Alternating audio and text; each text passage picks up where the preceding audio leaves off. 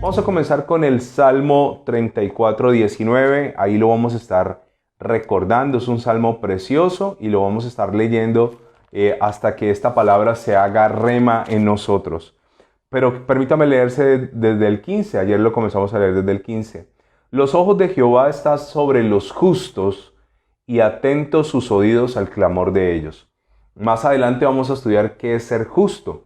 Y la Biblia dice que los ojos de Dios están sobre ti cuando tú eres justo y sus oídos están atentos a tu clamor, a tu oración. Por eso la Biblia dice, piden los justos y Jehová los oye. La oración del justo puede mucho, es eficaz, es efectiva. Vale la pena ser gente justa. Una persona justa es una persona recta que obra con justicia, es equitativo, es ecuánime, es cabal, es recto, es puntual, es entero, es imparcial, es firme, es limpio. Vale la pena ser una persona como justa. No le hagas mal a nadie, no le robes a nadie, no dañes la honra de nadie, no hables mal de la gente. Ten un corazón limpio delante del Señor porque en algún momento lo vas a necesitar y te vas a dar cuenta la diferencia que hay entre la oración de un justo y una persona que no practica la justicia. Sin embargo, dice la Biblia en el versículo 17, claman los justos y Jehová los oye y los libra de todas sus angustias. Yo no sé si usted se siente hoy angustiado. Yo no sé si usted está hoy angustiada, preocupada, con una carga. No sé si tienes un peso encima. No sé si tienes una gran preocupación. No sé si hay una gran cuenta por pagar, no sé si hay una situación en la salud, no sé si hay un hijo, una hija que te está trayendo angustia, dolor, sufrimiento. Pero la palabra del Señor dice que el Señor nos librará de todas nuestras angustias. Y hoy vuelvo a hacer la salvedad de ayer. Recuerde que aquí está hablando de las angustias del justo, no de las angustias del injusto. ¿Cómo así? Hay cosas males que yo mismo me puedo buscar, que no forman parte del plan, no están en el propósito y que simplemente me las busqué. Pero cuando vienen angustias por ser justo, angustias por servir a Dios, angustias por ser recto, de todas esas te librará el Señor. Versículo 19 dice, muchas son las aflicciones del justo, pero de todas ellas le librará Jehová. ¿Qué dice la palabra? Y lo comenzamos a leer ayer y a estudiar. Hay muchas aflicciones. Yo quisiera decirle que ser cristiano significa no tener aflicciones, pero sí, hay aflicciones, no pocas. Y entre más este mundo se vuelve un mundo injusto, se vuelve un mundo perverso, pervertido, un mundo cruel, un mundo lleno de maldad, el justo sufrirá por varias razones que vamos a estar describiendo a continuación. Hoy vamos a ver una de ellas y vamos a ir mirando cuáles son las aflicciones del justo, por qué, para qué sirven, cómo enfrentar las aflicciones y cómo tener en cuenta que a veces las cosas no salen bien. No significa que Dios esté enojado conmigo o que Dios me esté desaprobando. A veces creemos que cuando tenemos una mala racha, cuando tenemos temporadas, ¿no? Yo creo que a todos nosotros nos ha pasado esas temporadas donde las cosas son difíciles y a veces nos cuestionamos y decimos, ¿es que Dios está bravo? ¿Es que Dios se enojó conmigo? ¿Es que Dios se olvidó de mí? ¿Será que es que Dios me está castigando? No, escúcheme, el justo tiene que pasar por aflicciones. Tenga un poco de paciencia, en los próximos episodios y capítulos vamos a ver para qué sirven las aflicciones del justo. Por causa, vuelvo a decírselo, de su justicia, ¿no? No por causa de mi pecado, sino por causa de la justicia. Ahora, vamos a volver a Lucas capítulo 16, versículo 19. Lucas 16, 19. Y este es un tema muy interesante, porque vamos a hablar de eternidad. Vamos a hablar de eternidad esta hora de la noche. Lucas 16, 19. Dice, había un hombre rico que se vestía de púrpura y de lino fino y hacía cada día banquete con esplendidez. Este mismo pasaje yo lo estuve buscando en otras versiones Y me llamaba mucho la atención lo que la Biblia dice acerca de esto. Dice en una de esas versiones que este hombre estaba rodeado de lujos, tenía mucho lujo a su alrededor. En la versión NTV, Nueva Traducción Viviente, si usted está tomando nota, dice, había un hombre rico, Jesús dijo, había un hombre rico que se vestía con gran esplendor, en púrpura y lino de más alta calidad, y dice, y vivía rodeado de lujos. Ok, una de las aflicciones del justo, voy a comenzar desde allí, es que a veces nosotros miramos las riquezas, entre comillas, de los injustos. Una de las aflicciones del justo es que a veces por ser justo nos demoramos más en conseguir prosperidad a nivel económico. Yo no sé si a usted le ha pasado. Entonces uno ve que el malo hace lo incorrecto y consigue. Y pareciese que esta persona, que la Biblia no dice si era buena o mala, el rico, es como la imagen de aquel que a veces nosotros vemos prosperar. Dice que el tipo se vestía de púrpura. Resulta que el color púrpura, la tela de púrpura, era una tela muy fina que solo se podía sacar, se sacaban unos moluscos, unos crustáceos del mar, y eso producía una tinta, y estas telas se teñían con un proceso muy dispendioso y era muy difícil encontrar lo que le daba el tinte a la tela. Así que cuando tú veías a una persona con púrpura, decías, wow, esa persona realmente tiene mucho dinero. Realmente tiene mucho dinero. Así que ver a veces esos lujos, a veces tú ves cosas que dices, wow, eso nunca me lo imaginé. Nunca me imaginé que pudiera existir. Y cuando tú ves la tela de púrpura y de pronto te miras y dices, y yo ando con esto, a veces eso puede traer, ¿qué? Una aflicción. Una de las aflicciones del justo tiene mucho que ver con el tema económico. Mucho que ver. Porque le puedo decir que conozco una cantidad de justos que no disfrutan hoy en día el tema dinero como ellos anhelarían disfrutarlo. Y no está mal querer tener dinero y no está mal querer vivir mejor.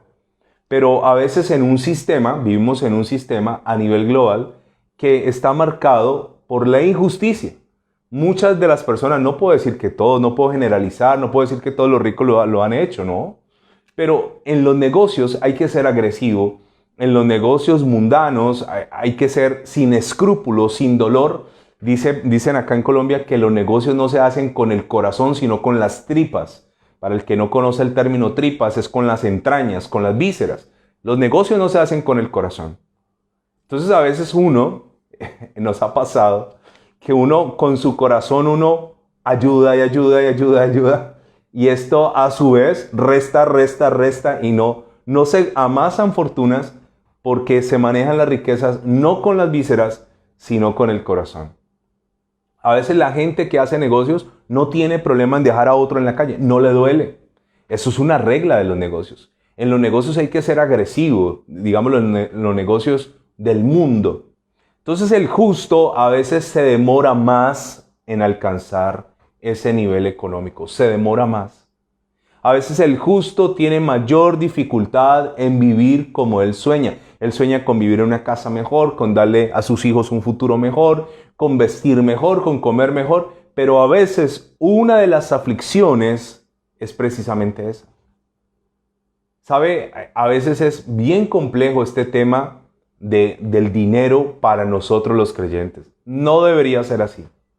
Yo debería estar contento, cualquiera que sea mi situación. Yo debería estar contento.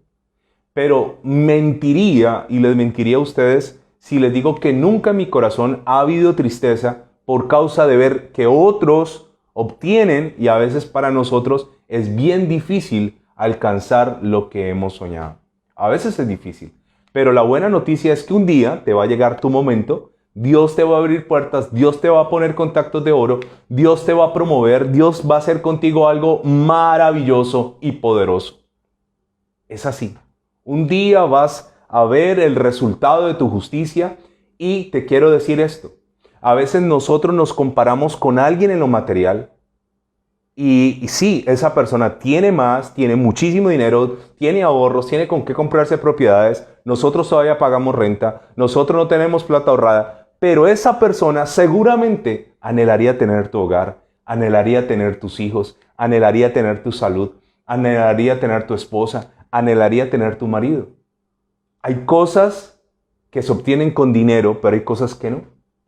Entonces, el justo no solo está en pro del dinero, sino que él va llevando varias batallas al tiempo, su familia, sus hijos, su ministerio, su testimonio, su relación con Dios. Entonces, sostener varias batallas al tiempo nos va a demorar un poco más, pero al final nos vamos a dar cuenta que valió la pena.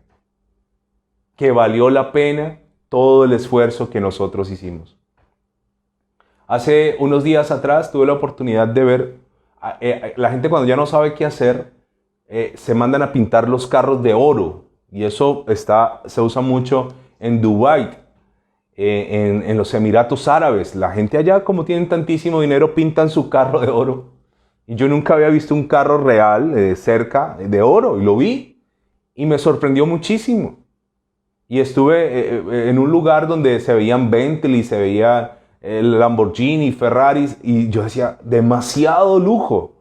Entonces este hombre vestía con esplendidez y estaba rodeado ¿de qué? De lujos, muchos lujos. No te aflijas cuando no tengas los lujos que quisieras tener. En algún momento el Señor gradualmente nos irá llevando a pastos mejores. Así es nuestro Dios. En la medida en que yo voy demostrándole que yo no voy a dejar que mi corazón se dañe por dinero, no voy a amar el dinero, no voy a maldecir a los demás cuando tenga, sino que voy a bendecir. Dios te va a ir llevando de manera escalonada a eso. Dios te va a ir llevando de manera escalonada. ¿Sabe? En Estados Unidos hay una cadena de pollos, venden comida y venden más que todos los demás almacenes o los locales de comida, más que cualquier otro tipo de negocio de comida. Y cuando me contaron esa historia me sorprendió tantísimo, porque ese negocio es de gente cristiana y usted sabe que el día que más vende cualquier negocio de comida es el día domingo. Y el domingo ese pollo está cerrado porque ellos los domingos se lo dedican a Dios. Y es la cadena de comida que más vende en Estados Unidos. Es increíble eso. Un día Dios te va a bendecir, pero vamos poco a poco. Así que este hombre estaba rodeado de lujos. Y la Biblia me pone a otra persona a su lado sin nada. Esta historia pretende mostrarnos los dos extremos. Uno con todo y otro sin nada. Pero no nos dejemos engañar. El que tenía todo, en esta historia va a perderlo todo. Y el que no tenía nada, en esta historia, materialmente hablando, lo va a ganar todo. Entonces, en ese orden de ideas, yo prefiero ganar todo en la eternidad que ganar todo en esta tierra. Hay gente que hará lo que sea para ganar todo en esta tierra, arriesgando su eternidad. Escúcheme, no arriesgue su eternidad. No hay dinero, no hay oro, no hay posición, no hay prestigio que valga la pena arriesgar o jugar con tu eternidad. No lo hay. Y cuando el diablo venga aquí como a sacarte en cara cosas y mira cómo prosperan los vecinos y cuando el diablo quiera venir a enrastrarte, a sobarte sus mentiras, dile no te equivoques conmigo, yo tengo la eternidad y eso no lo compra el dinero del mundo. Este multimillonario Jeff Bezos, fue a un viaje espacial y volvió en minutos. Hoy lo hizo con 4 tripulantes más en una nave que ellos pretenden comenzar a hacer turismo en el espacio. Espectacular. Es el hombre más rico del mundo. Pero solo Dios sabe si al final, ojalá, no le deseo que no, al final su alma será ¿qué? Salva.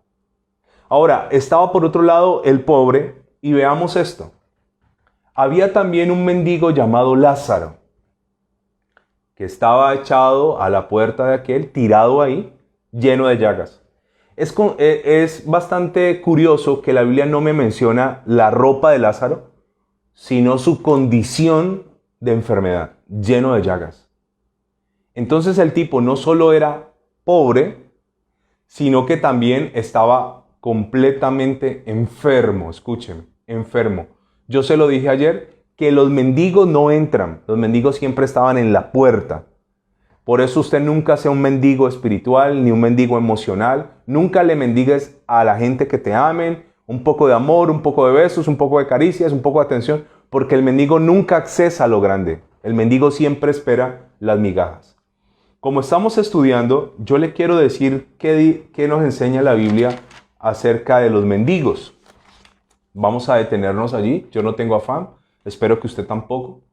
Y la Biblia me habla del mendigo. Entonces, en las clases sociales del pueblo judío estaban los ricos, debajo de los ricos estaban los príncipes, en las clases sociales, los príncipes, estaban los reyes, también se consideraban entre los altos, tenían palacios, tenían mujeres, tenían servidumbre, tenían guardias, los ricos contaban con músicos, ¿no? En ese tiempo no había televisión. Así que ellos tenían sus músicos, tenían sus bufones que los hacían reír, su entretenimiento, tenían cocineros, tenían joyas, tenían muebles, tenían lugares lujosísimos. Ahí está esa clase elevada.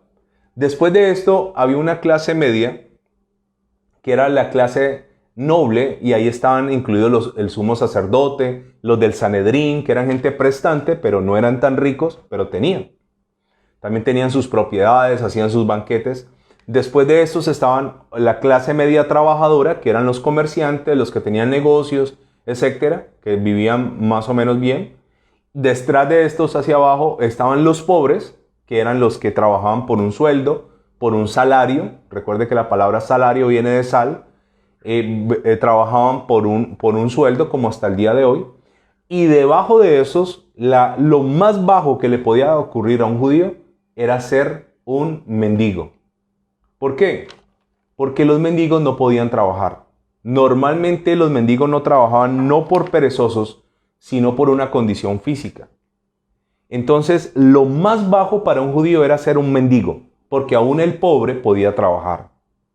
Así que el mendigo era una persona excluida socialmente.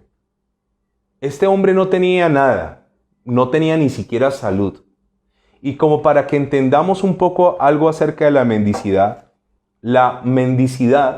en la Biblia está asociada a una maldición.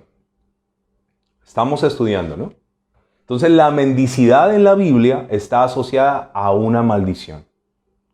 Vamos a estudiar un poco acerca de esto. Salmo 37, 25. Vamos a ir a la Biblia. Salmo 37, 25. Qué interesante esto. Entonces, cuando alguien veía a un mendigo, sabía que algo estaba operando allí. Algo estaba operando en ese mendigo. Algo estaba pasando. Si era mendigo, por algo sería. Nosotros ya vimos en diciembre el tema del rompimiento de maldiciones generacionales. Salmo 37, 25. Dice la palabra del Señor. Salmo 37, 25.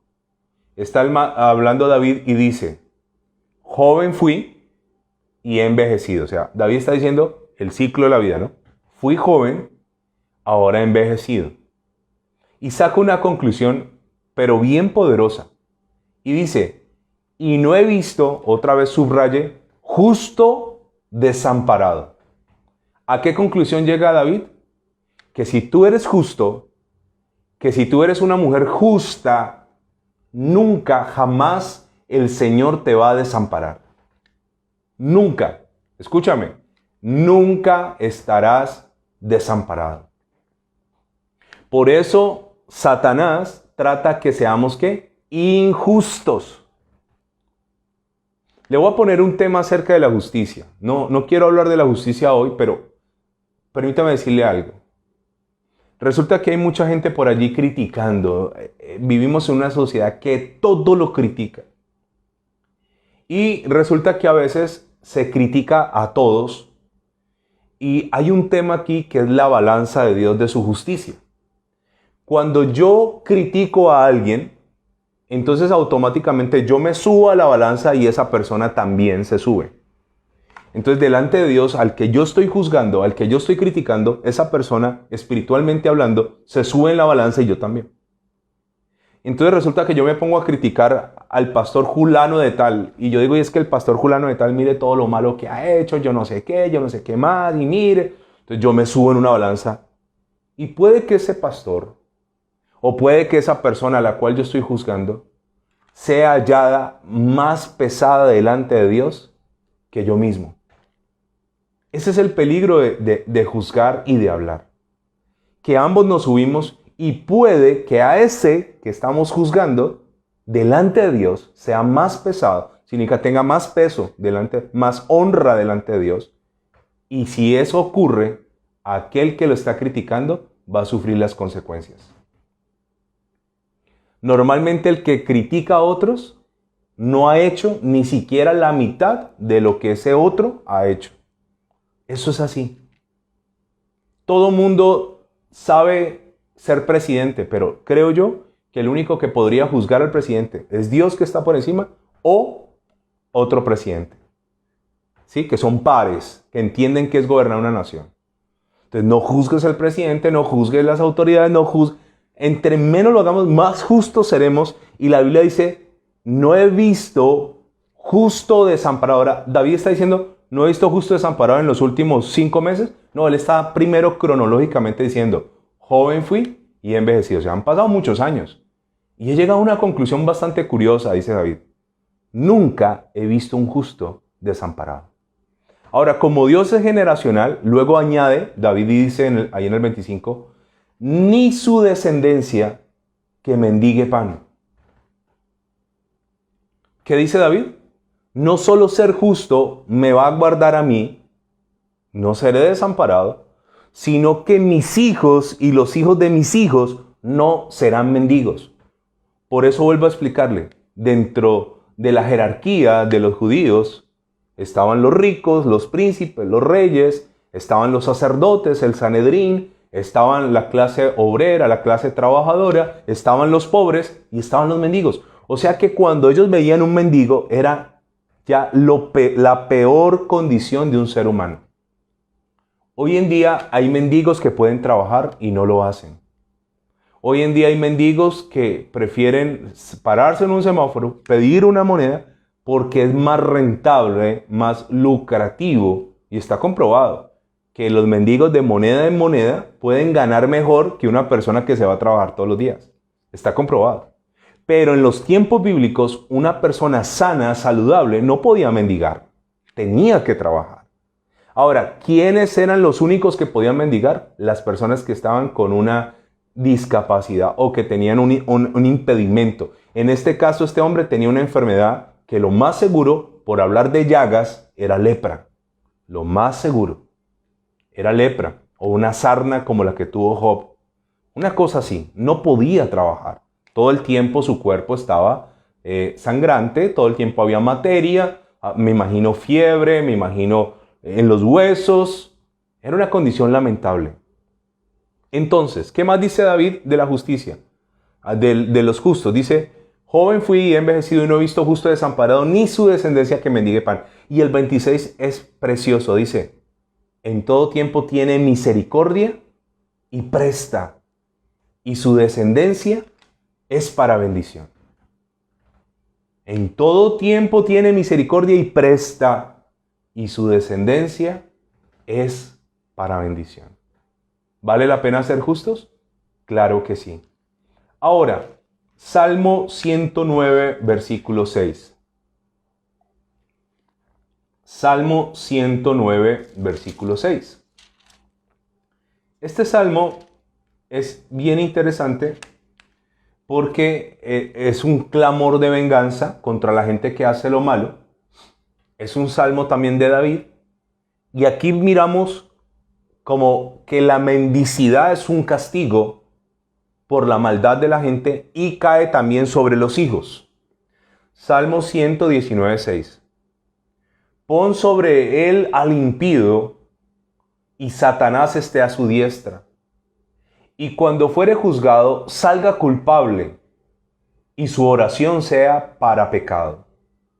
Sean sus días pocos, tome otro su oficio. Y del versículo 9, que era lo que ellos tenían muy claro, dice el 9 y el 10, sean sus hijos huérfanos y su mujer viuda, anden sus hijos vagabundos y mendigos y procuren su pan lejos de sus desolados hogares.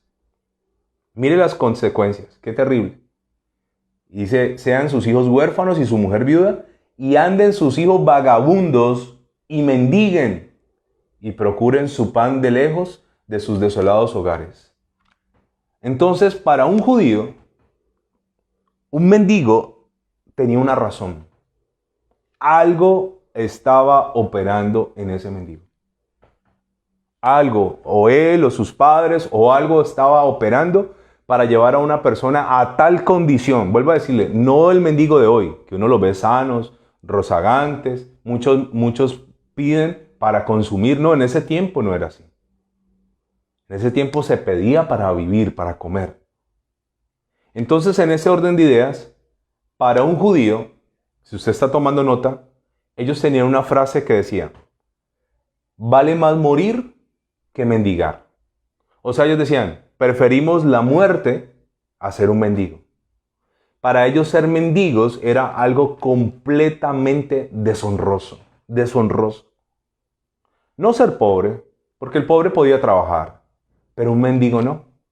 Y en Lucas, volvamos a Lucas, al mismo capítulo 16, pero vamos a leer una historia muy poco leída, que me da un poco acerca, solo quiero enfocarme en el tema de la mendicidad. Cómo mendigar era vergonzoso. Lucas 16, hay una parábola que se llama el mayordomo infiel. Dijo también a sus discípulos, está hablando el Señor Jesús, había un hombre rico que tenía un mayordomo y este fue acusado ante él como disipador de sus bienes. El mayordomo se malgastaba los bienes de su señor. Entonces le llamó y le dijo, ¿qué es esto que oigo acerca de ti? Da cuenta de tu mayordomía, porque ya no podrás ser mayordomo. Entonces el dueño de todo lo llama y le dice, tú me estás tumbando y ya no vas a ser mayordomo. Entonces el mayordomo llega a una conclusión y dice, yo no puedo ir a trabajar con las manos porque no sé. Y mendigar me da vergüenza. Mire el versículo 3. Entonces el mayordomo dijo para sí, ¿qué haré? Porque mi amo me quita la mayordomía. Cavar no puedo. Mendigar me da ¿qué? Vergüenza. O sea que lo último que le podía ocurrir a un hombre judío era ¿qué? Mendigar. La Biblia me está colocando dos polos completamente opuestos. Uno con poder, con servidumbre, con criados, con músicos, con lujos, con ropa, con dinero, con joyas, con salud. Porque una de las cosas que produce la salud es la calidad de vida, ¿no? Si tú comes bien, te alimentas saludable, seguramente vas a tener salud. Si tú no tienes que estar en un trabajo expuesto a condiciones, tu salud va a estar mejor. El poder tomarte vacaciones es calidad de vida y eso se ve reflejado ¿en qué? En la salud. El poder tener dinero y decir, no tengo que estar metido en un trabajo, puedo ir a practicar un deporte, es salud. Así que había uno con todo y había uno que no tenía absolutamente ¿qué? Nada. Era mendigo, no tenía salud, no tenía un céntimo, no tenía gente a su alrededor y estaba tirado a la puerta de un millonario. Entonces, eso es lo que la Biblia me quería mostrar con este cuadro. Ahora, el tema de los mendigos es bastante curioso. ¿Por qué? Porque en la Biblia registra que el Señor Jesús sanó en varias ocasiones a mendigos, a varios. Y esto es bastante llamativo, ¿por qué? Porque los mendigos eran excluidos, pero el Señor Jesús no hace acepción de personas. Y esto es maravilloso. Él no deja por fuera a nadie, escúchame. En varias ocasiones la Biblia registra sanidades para mendigos, sanidades para gente que humanamente no tenían la más mínima posibilidad. El Señor vino aún por aquellos que nosotros rechazamos. Él vino por todos. Y esto es maravilloso. Él vino por todos. Por ese que uno a veces mira y dice, no hay nada que hacer. Por ese el Señor vino también. Por ese. Dios también ama a ese. Ese delante del Señor es tan importante como una persona que está en eminencia. ¿Qué ocurre a continuación? Entonces dice la palabra del Señor. Vamos a seguir leyendo Lucas 16, pero ahora el 21. Y ansiaba saciarse de las migajas que caían de la mesa del rico, y aún los perros venían y le lamían las llagas. ¿Cuál era el sueño del mendigo? Saciarse, ansiaba, estaba ansioso, deseoso de comer migajas. Cristianos con mentalidad de mendigos piden migajas. Cristianos con mentalidad de mendigos reciclan cosas. Cristianos con mentalidad de mendigos hacen, me molesta cuando una persona dice, ¿usted podría hacer una oración pequeñita por mí? Yo no hago oraciones pequeñitas. Pero esa es nuestra mentalidad, ¿no? A veces creemos que Dios tiene para todos, pero para mí no, lo que sobra, ¿no? Yo no sé si usted es de esa época, yo soy de esa época. Yo no me tocó porque yo no tuve hermanos mayores hombres, pero en mi tiempo había escasez de muchas cosas y cuando un niño lo mandaban al colegio, él se llevaba el uniforme y ese uniforme le quedaba al otro hermanito que venía detrás y al otro detrás y al otro detrás, y eso se notaba porque en la parte de abajo de los pantalones se les cogía un dobladillo y normalmente la mamá le cogía el dobladillo para que no se le arrastrara el pantalón, pero en la medida en que el muchacho se estiraba, había que quitarle el dobladillo, el doblez al jean y eso se le veía una marca allí. Y era lo que el otro le sobraba o al otro le quedaba, me correspondía a mí y eso era, digámoslo, normal. Hoy en Dios, muchos de nosotros vivimos con una mentalidad así. Lo que sobra. Pedimos migajas, escúcheme. ¿Usted sabía que si usted se podía presentar ante un rey y usted al rey le pedía migajas, el rey te podía mandar a quitar la vida? Era ofensivo para un rey que te presentaras ante él a pedirle migajas. Imagínese que muchas veces nosotros nos dirigimos a Dios con esa mentalidad. A veces tenemos que pagar un dinero, tenemos que conseguir un dinero y lo vemos como una cifra tan imposible de conseguir. Migajas. Así es a veces de estrecha nuestra mentalidad. Pequeña, escasa. Hay que romper con esa mentalidad que nos cuesta, claro. Y creemos que la oración que agrada a Dios es como esa oración del mendigo. Ay, Señor, yo no tengo, vengo a molestar con mucho, solo un poquito. Es solo esto, Señor, es como insignificante. Pues si es insignificante, no se lo pidas. Ahora, este hombre, ¿qué dice la Biblia? ¿Ansiaba sanarse? No. ¿Levantarse? No. ¿Ser sano de su lepra? Tampoco. Ansiaba comer de lo que caía de la mesa del rico. Imagínense qué sueño tan triste. Yo en el culto del domingo les estuve hablando de que a veces nosotros nos encerramos en los problemas. Nos encerramos. Y yo soy partidario de que cuando usted tenga un problema, salga de esas cuatro paredes. Hay amas de casa que están metidas en su vivienda todo el tiempo. Piensa en el mismo problema, piensa en el mismo problema. Mira, hay un mundo allá afuera. Hay un mundo maravilloso. Hay un mundo extraordinario allá afuera. Grande, gigante. Dios lo creó, Dios lo hizo. Pero a veces nuestra cosmovisión es ¿qué? Pequeña. Y nos metemos en un mundo pequeño. Y los problemas pequeños en nuestro mundo pequeño se hacen gigantes. Y se hacen difíciles. No, mire, en un problema que usted tenga, váyase de paseo. Váyase para una finca, váyase para una playa, salga a otro lado, vea otras cosas. Rompa eso que lo está ahogando. Rómpalo. rómpalo. Yo conocí el caso de una pastora de Dios, una mujer tremenda, linda, hermosa, de Dios. Y ella tenía una hija y esa hija estaba descarriada y esa hija no hacía sino locuras. Y esa pastora se afligió, se entristeció, se encerró. Y nosotros como pastores nos reuníamos esporádicamente, cada mes nos reuníamos, tenía una reunión y siempre llegaba el esposo sin ella. ¿Y dónde está Julana? No, no vino. ¿Por qué no vino? No, que está aburrida. No, tráigala. No, no quiere venir. Y comenzamos todos a decirle, sáquela, tráigala. Le dijimos un día, llévesela de paseo a algún lado. Pero ella se encerró en lo que su hija estaba haciendo, en las locuras de su hijo. Se fue deprimiendo, se le fueron bajando las defensas, se fue enfermando y hasta el sol de hoy no sabemos de qué murió. Y murió. Seguramente el problema no era tan grave y tan grande, pero a veces nosotros nos encerramos en un problema y ese problema se nos vuelve ¿qué? Una cosa inalcanzable. Dice que él ansiaba llenarse de las migajas que caían de la mesa. ¡Qué aspiración! ¡Qué aspiración más triste! ¿No? Estar uno pensando que lo que al otro le sobra me lo regalen, lo que el otro no quiera me lo den, lo que el otro ya baboció, ahora me lo como yo. ¿Qué? O sea, qué triste eso. Pero vuelvo a decírselo, de eso se trata la iglesia en casa. A veces somos así. A veces pensamos así. A veces oramos así. Señor, dame una casita por allá, donde no sube el agua, donde no hay conexiones eléctricas.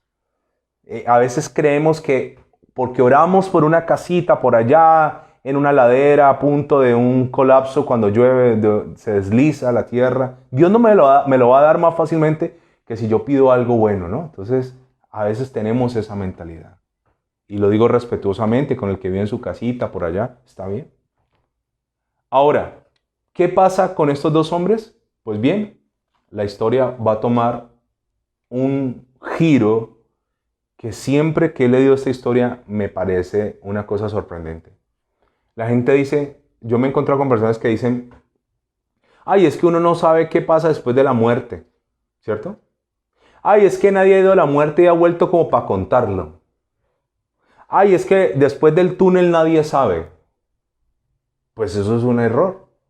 Porque en la Biblia sí me está mostrando a mí, con este pasaje, qué pasa después de la muerte. La Biblia sí me muestra qué pasa. Hay gente que dice, es que nadie ha ido y ha vuelto. No, pero perdóneme, pero en la Biblia sí me habla qué pasa. En la Biblia sí me habla claro, concreto, preciso, qué ocurre después de la muerte. Que yo quiera ignorarlo, ya eso es otra cosa, pero en la Biblia está. Ay, es que nadie ha ido a la muerte y ha vuelto. Perdóneme, pero en la Biblia sí hay historias como esta que vamos a leer a continuación, que nos corre el velo, que nos corre el telón y nos muestra qué está ocurriendo en este mismo instante, en tiempo real, en el más allá. Entonces dice el versículo 22.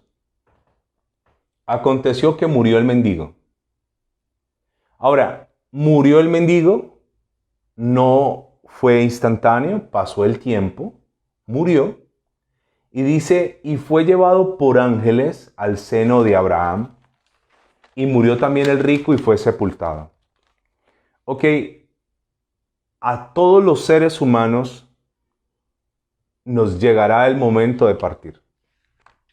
Y sabe, es muy importante que usted tenga en cuenta esto. En la Biblia dice que no es tan importante mi comienzo, sino mi final. Si al final, el último día que tengas en esta tierra, estás con Dios, quiero decirte, lo ganaste todo. Te espera una eternidad extraordinaria, maravillosa. Te espera un lugar que jamás nos hemos imaginado de lo hermoso que es. Un lugar que es difícil de hablar de él. Como dijo Pablo, fue al tercer cielo y vino y dijo, he visto cosas inefables que no son fáciles de hablar. Pero si al final de los días una persona se alejó de Dios, se distanció de Dios, sacó a Dios de su vida y muere, aunque en la tierra lo haya tenido todo, en la eternidad lo perderá absolutamente todo. ¿Qué es la vida en esta tierra? Es simplemente estar de paso. Escúcheme. Cuando usted va y se queda en un hotel, usted se hospeda en un hotel, usted está ahí en una habitación, que la cama y esto, usted sabe que ese no es su lugar. Usted sabe que usted está en el hotel ¿de qué? De paso. Así que usted no se encariña con el hotel ni se encariña con el cuarto porque usted sabe que tiene que regresar a su casa. ¿Sabe? Yo estoy aquí en la tierra como en un hotel. ¿Yo estoy de qué? De paso. Pero mi comportamiento en este hotel determinará mi eternidad. ¿Qué es lo peligroso del asunto? Mi comportamiento acá en la tierra me va a garantizar a mí una eternidad al lado de Dios o una eternidad excluido de la presencia del Señor. ¿Qué es más importante? ¿90 años en un hotel aquí en la tierra o la eternidad? ¿Qué es más importante? La eternidad no son 90 años. Tú puedes vivir 90 años, 100 años, pero 100 años es una cifra ridícula cuando yo la pongo en perspectiva con la eternidad, porque la eternidad no tiene fin. Entonces hay gente que aquí en la tierra hizo todo lo que no tenía que hacer con tal de ganar aquí en la tierra a como les fuere dado y perdieron su eternidad. Ambos hombres mueren. Permítame leérselo en la versión NTV, Nueva Traducción Viviente. Con el tiempo, dice esta traducción, el hombre pobre murió y fue llevado por los ángeles para que se sentara junto a Abraham en el banquete celestial. Qué linda traducción. Y luego dice, el hombre rico también murió y fue enterrado. Lo primero que dice esta versión es que cuando muere el mendigo, es llevado a donde Abraham estaba hasta ese momento. Y dice, para que se sentara junto a Abraham en el banquete celestial. O sea, el que en la tierra deseaba comer migajas, ahora se va a sentar en un banquete celestial. Mire lo hermoso de Dios. En la tierra el tipo quería comer sobrados. En la eternidad Dios le tiene un banquete eterno. En la eternidad vamos a comer. Y eso me alegra porque me gusta mucho la comida. En la eternidad la Biblia dice que vamos a estar en unas bodas y en una cena. El Señor Jesús cuando resucitó y se apareció a sus discípulos pidió comida. Comió resucitado. Qué raro, ¿no? Sí, vamos a comer. Ahora, Él va y es llevado por los ángeles. Si tú eres justo, si tú eres justa, cuando mueras en esta tierra, cuando cierres tus ojos en esta tierra, los abrirás y ¿qué vas a ver? Ángeles de Dios llevándote a la presencia del Señor. Ángeles. Ángeles hermosos llevándote a la presencia del Señor. Pero del hombre que era un hombre importante, que tenía muchos criados, que tenía mucha gente a su alrededor, que le atendía, la Biblia dice, y murió rico y fue sepultado. No dice, no hay mucho honor en la muerte del rico. Y dice el versículo 23, y paro ahí. Y en el Hades, el rico alzó sus ojos estando en tormentos y vio de lejos a Abraham y a Lázaro en su seno. Entonces vamos a parar ahí. Mañana vamos a hablar del Hades, Seol o infierno. Recuerden que la Biblia está escrita en griego para los gentiles, en hebreo para los judíos. Así que la misma palabra infierno se le puede llamar Hades o Seol, lugar donde terminan los muertos. Aquí es donde todo cobra sentido. Escúcheme. Puede que en esta tierra, dentro de las aflicciones del justo, nos toque vivir de renta. Pero en la eternidad tendremos una morada para siempre. Puede que en esta tierra no nos vistamos con ropa lujosa ni tengamos lujos, pero nos espera un lugar que sus calles serán de oro. Nos espera un lugar lleno de piedras preciosas por toda parte. Nos espera un lugar que nos quedaremos con la boca abierta de lo maravilloso. La gente está pensando que la vida es esta. No, esto es el inicio. Y lo que hacemos aquí determinará nuestra eternidad. Mañana veremos cómo un hombre que lo tuvo todo en la tierra ahora no tiene nada. Lo peor aún, no tiene ni siquiera paz. Lo peor aún, es consciente. No es que la gente dice, ay, es que en el infierno nadie siente. ¿No siente? Mañana se lo va a demostrar bíblicamente. El diablo, como es mentiroso, nos plantó unas imágenes incorrectas. El cielo, un lugar aburrido donde toda la gente está así, de nube en nube, por ahí unos ángeles tocando una arpa y qué aburrimiento, nosotros acá. Y el cielo, un poco de ángelas, de demonias, en vestido de baño y con música electrónica y pasándola bien. No, ni el cielo es eso, ni el infierno es esto. Oremos. Gracias, Señor, te damos, te bendecimos, te exaltamos. Y cada vez, Señor, que yo quiero afligirme por el tema dinero, ayúdame a saber, Señor, que yo estoy haciendo tesoros en los cielos. Seguramente para los bancos yo no soy una persona atractiva o interesante. Seguramente habrá muchos lugares en la tierra donde yo no voy a entrar por mi estrato económico. Seguramente en la tierra he pasado por muchas dificultades en lo material. Pero un día, si partimos contigo, llegaremos a un lugar donde seremos consolados. Y aquello que era inalcanzable ahora estará a la mano. Llegaremos a un lugar donde es tan difícil de entender que no habrá un solo segundo de tristeza, un solo segundo de aburrimiento, un solo segundo de angustia. No lo habrá, porque hay un lugar preparado para los que te aman, donde habrá completa y total llenura de tu presencia. Señor, gracias. Ayúdame a no compararme con nadie. Ayúdame a no codiciar las riquezas de los demás. Ayúdame a no sentirme triste o menos cuando veo que otros tienen cosas que yo desearía y no las he tenido. Ayúdame a saber que tengo algo que el dinero no puede comprar, la salvación. Ayúdame a cuidarla para que cuando se cierren mis ojos en esta tierra, pueda ser guiado por tus ángeles a tu presencia. Te doy gracias en el nombre del Padre, del Hijo y del Espíritu Santo. Amén y amén.